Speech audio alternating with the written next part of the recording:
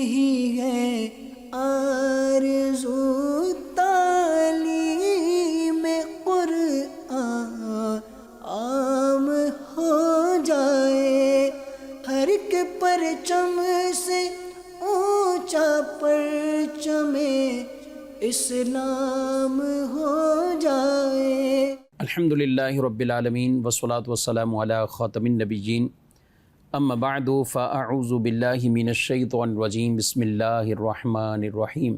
الصلاة والسلام علیک یا رسول اللہ وعلی آلک واصحابک یا حبیب اللہ، الصلاة والسلام علیک یا نبی اللہ وعلی آلک واصحابک یا نور اللہ۔ مدنی چینل کے ناظرین، پروگرام قرآنی صورتوں کا تعارف، اس میں آپ کو خوش آمدید کہتے ہیں۔ اللہ رب العالمین ہم سب کو قرآن مجید فرقان حمید پڑھنے، سمجھنے اور قرآن پاک کی تعلیمات پر عمل پیرا ہونے کی توفیق عطا فرمائے۔ ہمارے پیارے رسول صلی اللہ علیہ وآلہ وسلم کا فرمان عظمت علی شان ہے، جو شخص ایک دن میں مجھ پر 1000 مرتبہ درود پاک پڑھے، وہ اس وقت تک مرے گا نہیں جب تک جنت میں اپنا ٹھکانہ نہ دیکھ لے۔ یہ اللہ پاک کی خاص رحمتیں ہیں 1000 مرتبہ پڑھنے والے کے لیے، یہ خاص فضیلت کہ وہ جنت میں اپنا گھر دیکھ لیتا ہے۔ اور اس سے یہ بھی پتہ چلا اللہ پاک اس آدمی کا خاتمہ بھی ایمان پر فرمائے گا، کیونکہ جنت میں جس کا گھر ہے، جنت میں جس کا داخلہ ہوگا تو وہ اہل ایمان ہی ہیں۔ تو ضمناً یہ کہ ایمان پر بھی اللہ پاک اس کی ایمان کی حفاظت بھی فرمائے گا اور ایمان پر خاتمہ بھی اس کا ہوگا۔ اللہ ہمیں عمل کی توفیق دے۔ صلو علی الحبیب صلی اللہ تعالی علی محمد صلی اللہ علیہ وآلہ وسلم۔ ناظرین کرام، اس پروگرام میں باقاعدہ ہم صورتوں کے تعارف کے حوالے سے سن رہے ہیں، اور الحمدللہ یہ سلسلہ چلتے ہوئے اب آخری صورتوں پر پہنچا ہے۔ سابقہ پروگرام میں، گزشتہ پروگرام میں آپ نے سورۃ الفیل کے حوالے سے وہ گفتگو سنی ہے، اور سورۃ الفیل کا پس منظر اور اس کے حوالے سے اس کا شان نزول، سبب نزول سنا۔ آج ہم سورۃ القریش کے حوالے سے سنیں گے۔ قرآن مجید فرقان حمید کی یہ سورہ مبارکہ سورہ فیل کے بعد سورہ قریش ہے۔ سورہ قریش ترتیب نزول کے اعتبار سے تو 29 نمبر ہے، اس کا 29 سورہ مبارکہ کا یہ نمبر ہے، اور ترتیب تلاوت کے اعتبار سے 106 نمبر ہے۔ اس کے بعد قرآن کی مزید 8 صورتیں وہ بقیہ بچتی ہیں، اور یہ ان صورتوں میں کہ جو آخری 10 صورتیں معروف ہیں ان میں ایک سورہ مبارکہ سورۃ القریش۔ ترتیب نزول 29 نمبر ہے، اور ترتیب تلاوت یعنی ترتیب مصحف شریف 106 نمبر۔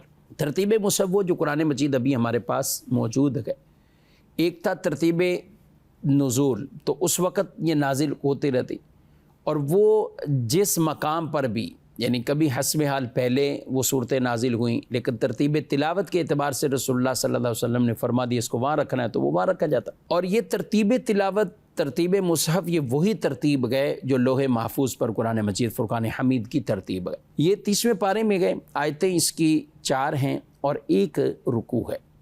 سورہ مبارکہ سورہ قریش زیادہ صحیح قول کے مطابق مکیہ صورت ہے، ہجرت سے قبل یہ نازل ہوئی، اور یہ سورہ مبارکہ قریش کے ایک قبیلے کے نام پر اس سورہ مبارکہ کا نام ہے، کیونکہ اس کے اندر بھی پہلی آیت میں وہ قریش کے کلمات ہیں، لِإِيلَافِ قریش، تو اسی نسبت سے اس سورہ مبارکہ کا نام سورہ قریش ہوا۔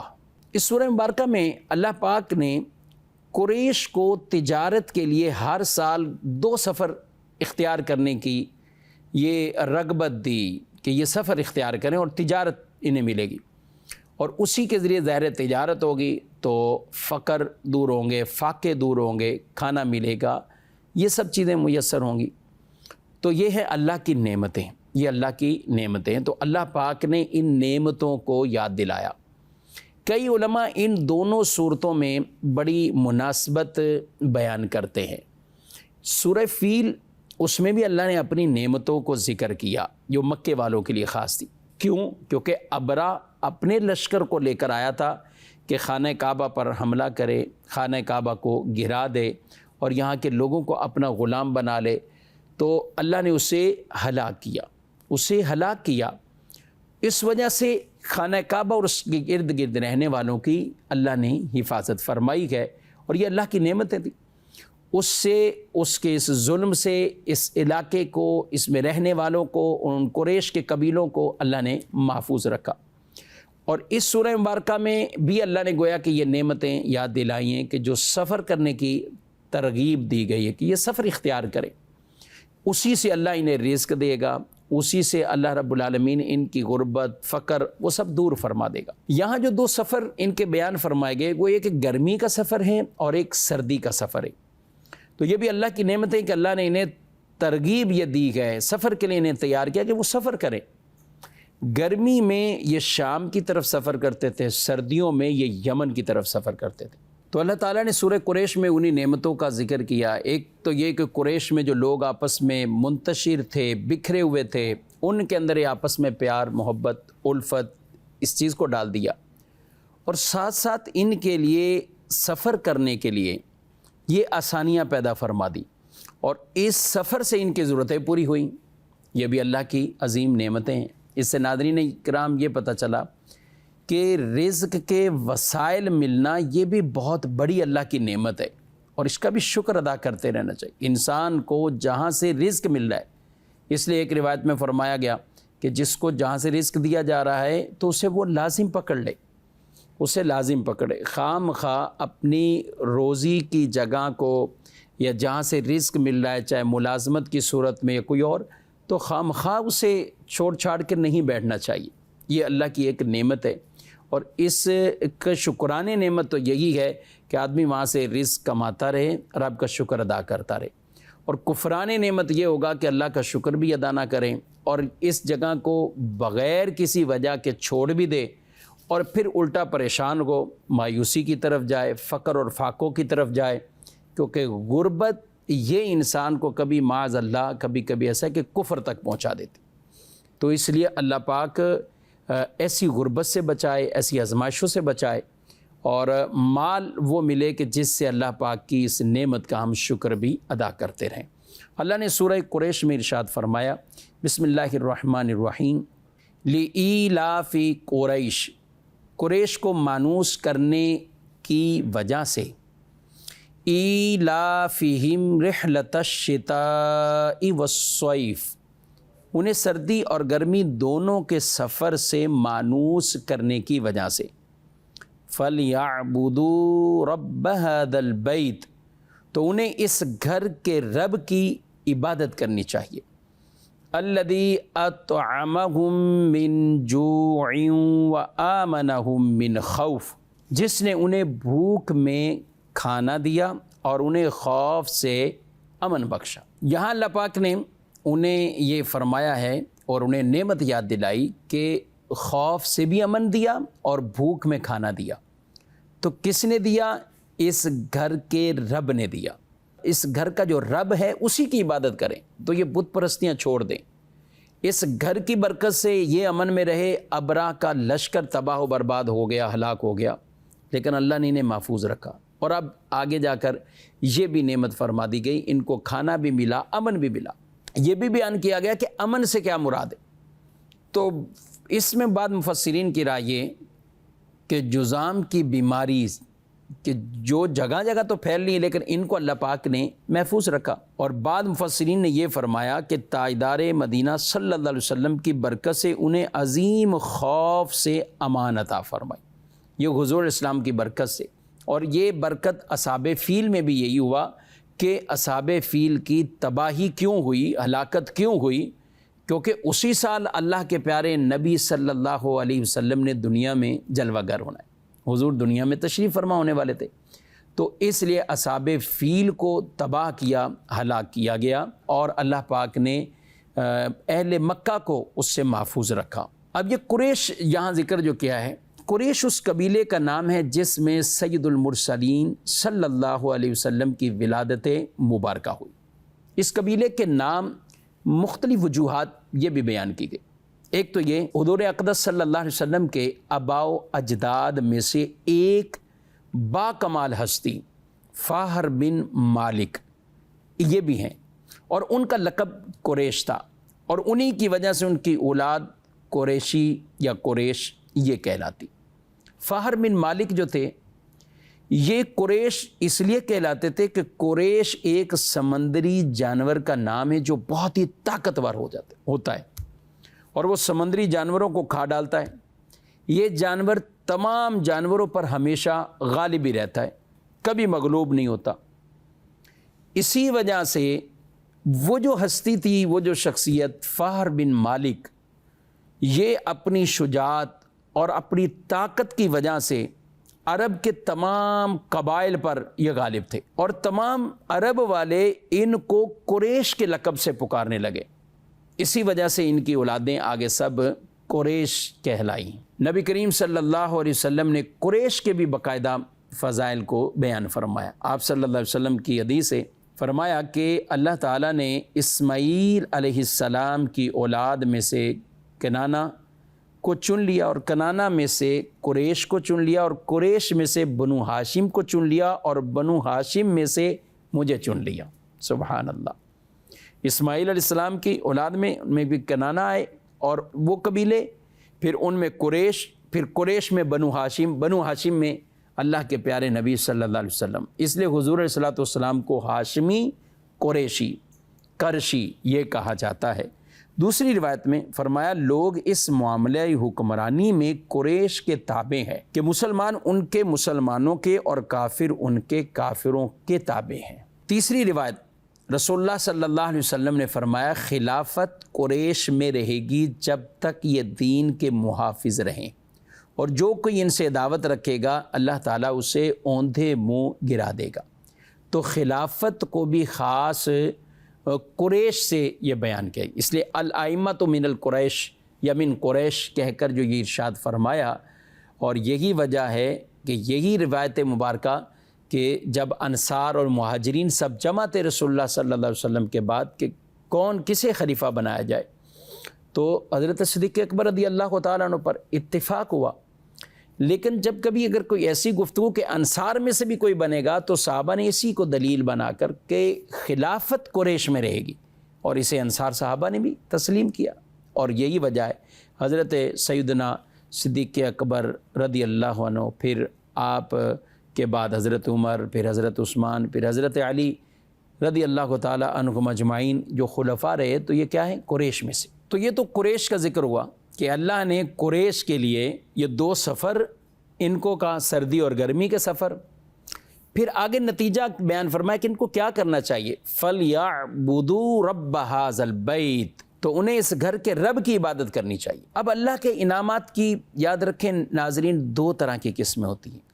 ایک قسم وہ ہے کہ ضرر کو دور کرنا، اور ایک یہ ہے نفع عطا فرمانا۔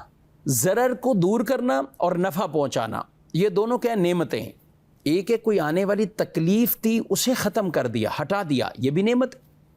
آپ کسی حادثے سے بچ جائیں، آپ کسی تکلیف سے بچ جائیں، یہ بہت بڑی نعمت ہے۔ تو سورہ فیل کے اندر وہ ابرا کی طرف سے جو پہنچنے والی تکلیفیں تھیں، ضرر تھے، اللہ نے اسے دور کر دیا اور انہیں محفوظ رکھا۔ اس لیے سورہ فیل مقدم ہے پہلے اور سورہ قریش بعد میں، کیونکہ ضرر کو دور کرنا نفع کے حصول سے یہ زیادہ بہتر ہے، اور یہ ایک مسلم قاعدہ بھی ہے کہ ضرر دور کیا جائے گا بنسبت نفع کا حصول۔ پہلے جو کہا جاتا ہے نا، تجارت میں بھی کیپٹل کو محفوظ رکھا جائے گا، اور یہی وجہ ہے کہ جب تجارت میں نقصانات ہوتے ہیں تو پہلے جو نفع حاصل کیا ہوا کیپٹل کو پورا کیا جاتا ہے، اس کی ڈیٹیل کتب فقہ میں موجود ہے۔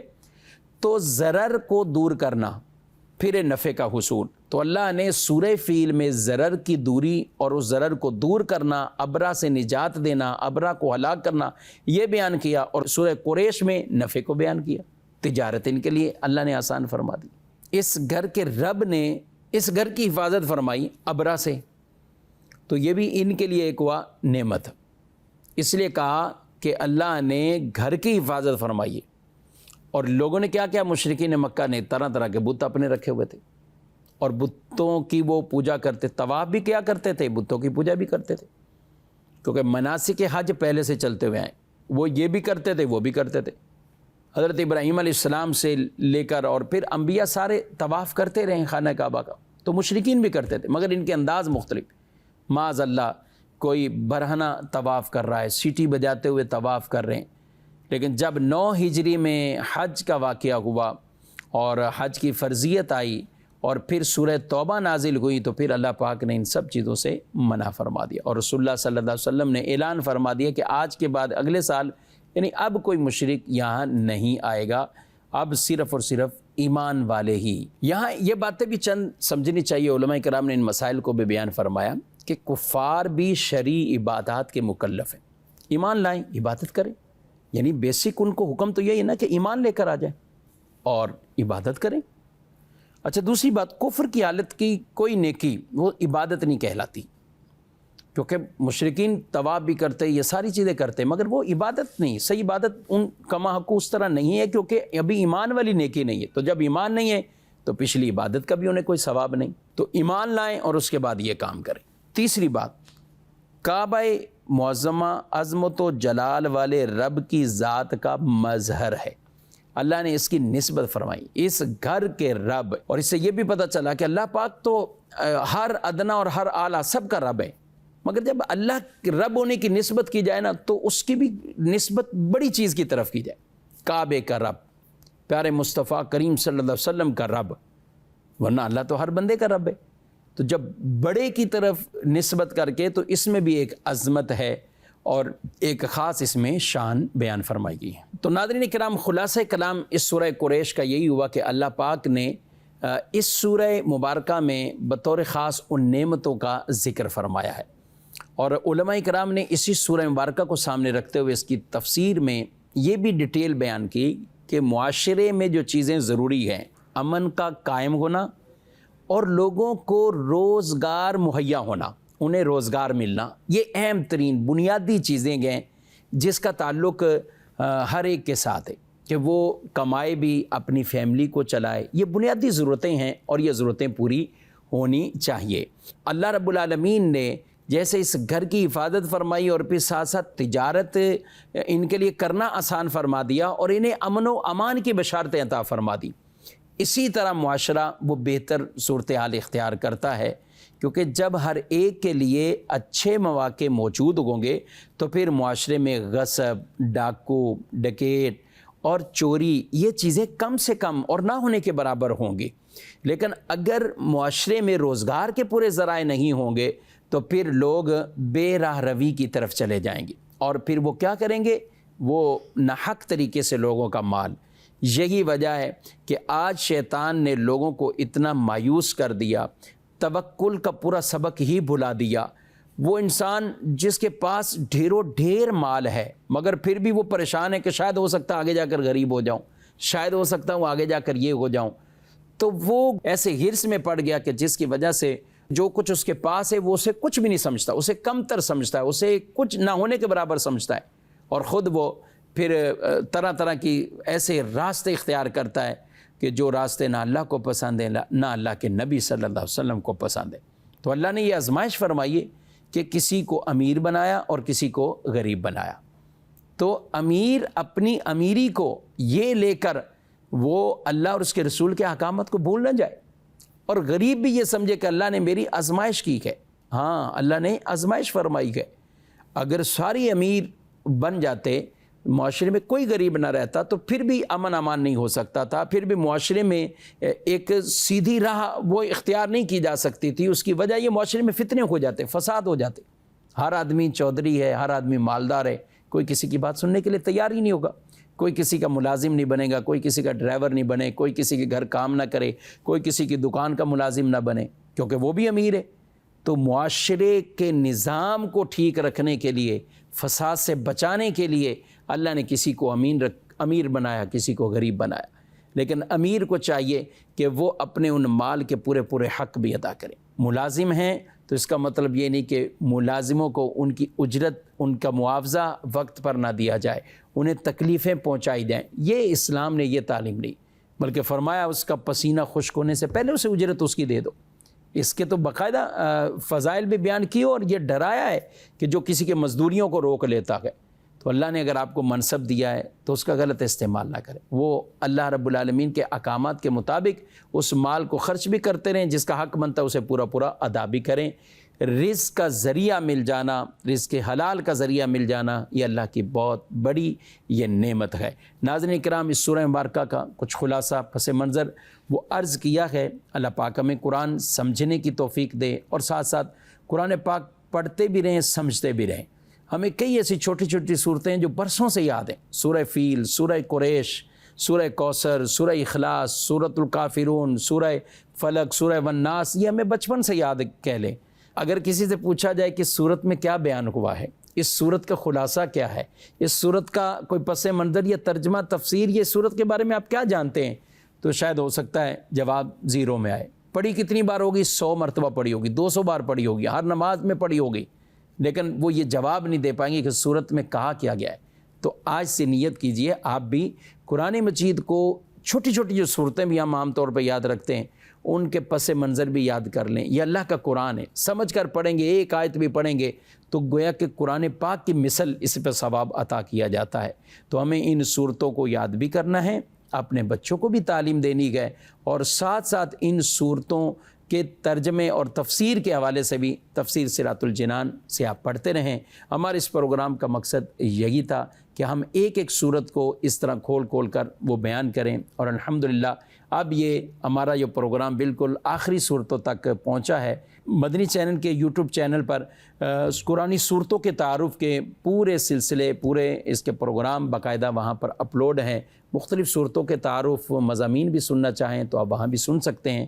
اللہ ہم سب کو فہم قرآن پڑھنے، سمجھنے اور قرآن کی تعلیمات پر عمل کرنے کی توفیق دے۔ آمین بجاہ النبی الامین صلی اللہ علیہ وسلم۔ یہی ہے آرزو تعلیم قرآن عام ہو جائے، ہر ایک پرچم سے اونچا پرچم اسلام ہو جائے۔